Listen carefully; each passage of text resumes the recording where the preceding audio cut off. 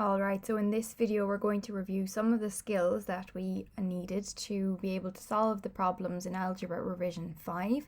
So the first one we're looking at here is a algebraic fraction divided by another algebraic fraction. So the first thing I could do to pick up my few marks to show that I do understand the question and I know some of the correct steps is that when I have a fraction divided by a fraction, the very first thing I could do is show that I know that dividing by a fraction is the same thing as multiplying by the reciprocal. So I'm going to keep this first fraction the exact same, and then I'm going to multiply by the reciprocal, meaning flip this around. So it's going to be multiplied by 2x squared plus 2x minus 12. And then that's all over. It's going to be 9x squared minus 16. So that's the first thing we could do to pick up some marks. Next, what I'm going to do is take it piece by piece. So the top part, if I focus on the very first part of the first fraction, so this part here, what does that simplify down to? So the first question we should always ask is, does it have a common factor? And in this scenario it does. It has a common factor of 2. So I'm going to factorize out 2 and I'm left with 3x squared minus 10x and then plus 8. On the bottom, I ask the same question. I ask, what's the common factor? Is there any? There is, and the highest common factor is 4. So I'm going to factorize out 4 here, and I'm going to be left with x squared minus 4x plus 4. Multiplying this then by, if we look at the next part of the question, the fraction here, I've got 2x squared plus 2x minus 12. Is there a common factor? Yes. What's the highest common factor? 2. So I'm going to factorize out 2, and I've got 2 into x squared plus x minus 6, and that's all over 9x squared minus 16. So is there a common factor? No. So I'm just going to keep it the same for now, and we'll come back to our rules in a moment. So I'll change one step at a time, focusing on common factors. And now I'm going to focus on, okay, is there any special rules going on? So what I notice about these three here is that they are all trinomials, and to be more specific, they are all quadratics. So we're going to take a look at solving those then. So if I have 3x squared minus 10x plus 8, that can be broken down further into 3x and x. So there's loads of different ways that you can factorize a quadratic. If this isn't the way that you normally do it, that's fine. Just see, do you get the same answer? So 3x and x go at the beginning of each bracket for me, the factors of 3x squared. Now I'm looking for the factors of 8 that I could get involved here. So I'm actually going to need factors that involve a negative. So I'm going to need at least one negative. Now this is a plus 8. So we'll have to be careful with the factors that we choose. So if I do a minus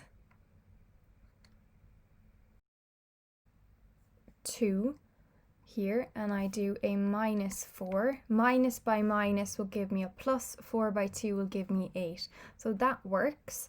So the next thing I need to focus on factorizing is I need to focus on the next quadratic down here.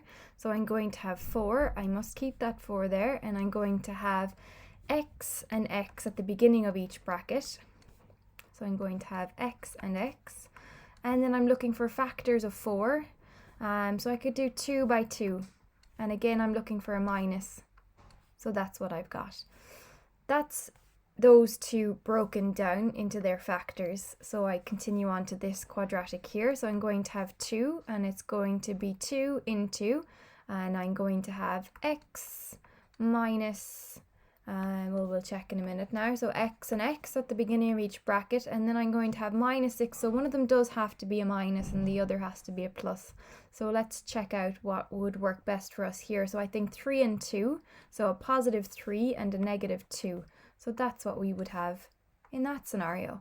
Now, looking at the bottom here, looking at the denominator, so they didn't have a common factor and it's not a quadratic. So then we need to start thinking about, is it a rule? So what sort of rules do we have?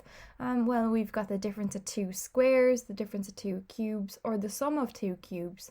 Now looking at this, it's a square number, 16 is a square number, and 9 is a square number. So actually I could rewrite this out as 3x all squared minus 4 squared, and that's going to help us in the next step to break that down further.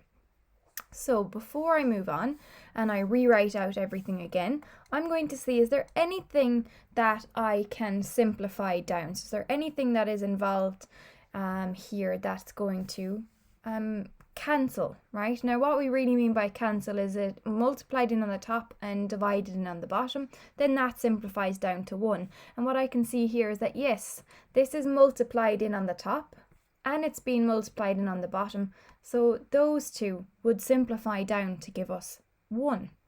So I can remove that from the equation or from the expression. Now what I'm left with is 2 into 3x minus 4 all over 4 into x minus 2. So that's what I have on the left hand side here, and I'm going to have multiplied that by 2 into x minus 2, x plus 3.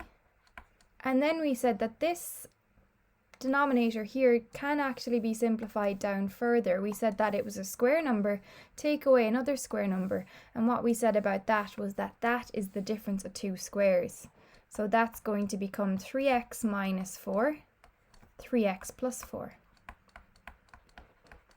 So that's what we have. Now, looking at this, again, I'm going to ask myself, is there anything multiplied in on the top and multiplied in on the bottom that's going to simplify down to just give me 1? And if we look the whole way across the line this time, I see that I'm multiplying the top by 3x minus 4 and the bottom I'm multiplying by 3x minus 4. So that'll go to 1. The next thing I spot is that I have x minus 2 being multiplied in on the bottom and x minus 2 being multiplied in on the top. So those will simplify down to 1. So writing out only what I'm left with then, I'm going to have 2 multiplied by 2, which is 4, and then I'm going to have x plus 3 on the top, and on the bottom I'm going to have 4 into 3x plus 4. And again, what we can see is that I have 4 multiplied in on the top and divided in on the bottom. 4 divided by 4 becomes 1. So I'm just left with x plus 3 all over 3x plus 4.